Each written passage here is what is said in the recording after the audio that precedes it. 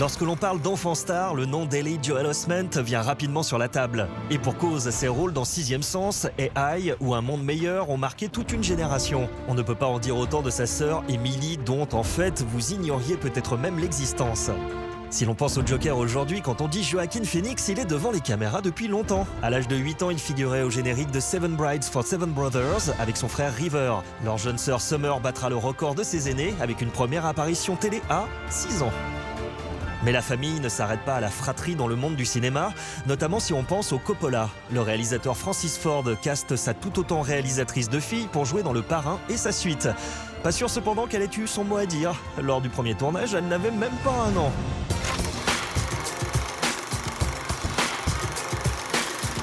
Le nom d'Henry Thomas ne vous est peut-être pas familier et pourtant, c'est une véritable icône. Si je vous dis Elliot dans E.T., et oui, l'enfant a attendri le monde dans les années 80. Et en vérité, il n'a jamais arrêté de jouer. On le retrouve par exemple dans The Haunting of Hill House. Et dans la même série des enfants des années 80, Kerry Guffey nous a séduit dans Rencontre du troisième type. En revanche, si on l'a oublié aujourd'hui, c'est normal. Sa dernière apparition à l'écran remonte à 1985. Sa carrière cinématographique s'est donc arrêtée à l'âge de 13 ans et il travaille aujourd'hui dans la finance. Le jeune Anakin Skywalker restera à jamais gravé dans nos mémoires sous les traits de Jack Lloyd.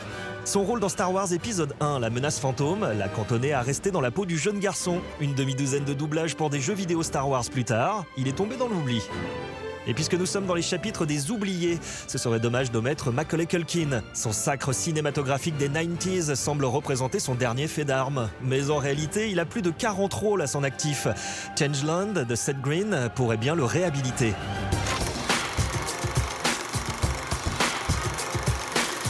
Parmi les films au jeune casting des années 80, on ne peut pas passer à côté du culte Les Goonies. Et au sein de la joyeuse bande, on retrouve nombre d'acteurs ayant connu une carrière immense par la suite. À commencer par Thanos en personne, j'ai nommé Josh Brolin, 17 ans à l'époque, pour sa grande première.